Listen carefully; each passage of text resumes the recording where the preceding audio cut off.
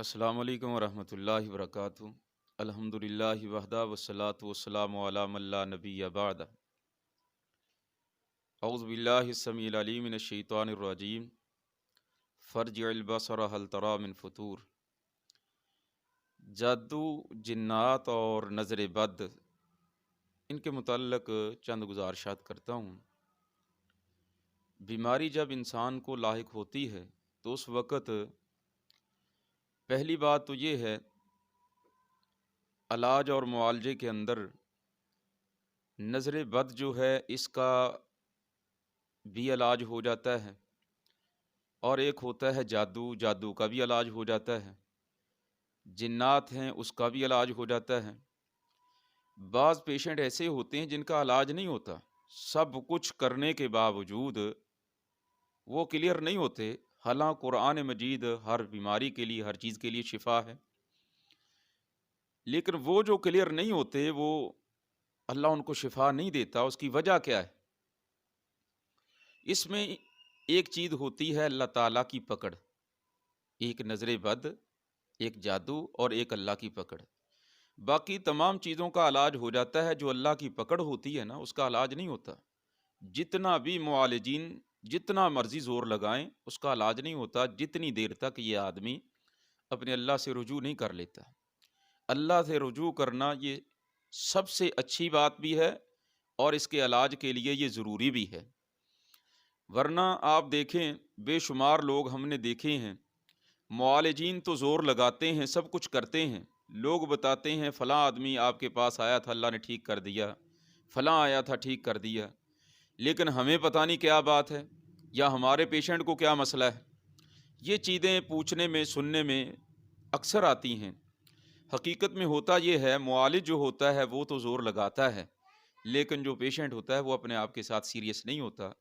اس کا تعلق سب سے زیادہ گہرا جو ہوتا ہے وہ اللہ تعالیٰ کے ساتھ رجوع کرنا، نماز روزہ اس کا اہتمام کرنا، پھر جو اذکار رسول اللہ صلی اللہ علیہ وسلم نے بتائے ہیں ان اذکار کو سامنے رکھنا۔ ان میں سے ایک بات میں آپ کو بتا دیتا ہوں، اذکار میں سے جو رسول اللہ صلی اللہ علیہ وسلم نے بتائے ہیں ان میں سے ایک ذکر ہے، لا الہ الا اللہ وحدہ لا شریک لہ، لہ الملک ولہ الحمد وہو علی کل شیء قدیر۔ ان کے فوائد بیان کرتے ہوئے نبی پاک صلی اللہ علیہ وسلم نے ایک فائدہ یہ بھی بتایا کہ اس آدمی کے اوپر کبھی شیطان حملہ نہیں کرتا اس دن، جس دن یہ آدمی 100 مرتبہ ان کلمات کو پڑھ لیتا ہے۔ شیخ عبدالسلام بستوی رحمۃ اللہ علیہ، ان کی کتاب ہے جادو کی حقیقت، اس میں ایک واقعہ میں نے پڑھا۔ انہوں نے لکھا کہ ایک آدمی تھا، حرم کے اندر اس کو پرابلم بن گئی، جنات نے تنگ کیا، تو بڑے بڑے علماء وہاں آ کر اس کا علاج کر رہے تھے، لیکن یہ خبیث ان کی جان نہیں چھوڑ رہا تھا۔ میں بھی پاس تھا، میں نے اس سے مخاطب ہو کر پوچھا بھئی تو جاتا کیوں نہیں ہے؟ وہ کہنے لگا ایک شرط پہ جاؤں گا، اس سے نکل کر تیرے اندر داخل ہو جاؤں گا، اس کے علاوہ میں نہیں جا سکتا۔ شیخ عبدالسلام وہ کہنے لگے ٹھیک ہے، تم اس کی جان چھوڑو، میرے اندر داخل ہو جاؤ۔ حالانکہ اس معاملہ میں ان کو دعوت نہیں دینی چاہیے کہ آپ میرے پاس آئیں۔ اکثر گھروں میں ہوتا ہے، کسی کو تکلیف ہوتی ہے، اس کی جان چھوڑ میرے پاس آ، میں تجھے بتاؤں، ایسی باتیں نہیں۔ شیخ صاحب کا ایک اپنا تقویٰ تھا، ایک اپنا معیار تھا ان کا، کہنے لگے آؤ میرے پاس آؤ۔ چند منٹ خاموش رہنے کے بعد پھر مخاطب ہوئے، پوچھا بھی آیا نہیں؟ وہ کہنے لگا میں آپ کے اندر داخل نہیں ہو سکتا۔ پوچھا کیوں؟ کہنے لگا کچھ کلمات ہیں جو آپ نے 100 مرتبہ آج پڑھے ہیں، جو آدمی وہ کلمات 100 مرتبہ پڑھ لیتا ہے وہاں ہمارا داخلہ ختم ہو جاتا ہے، ہمارا راستہ بند ہو جاتا ہے۔ شیخ عبدالسلام کہتے ہیں اللہ کی قسم میں نے اس دن کلمات یہی پڑھے تھے 100 مرتبہ، لا الہ الا اللہ وحدہ لا شریک لہ، لہ الملک ولہ الحمد وہو علی کل شیء قدیر۔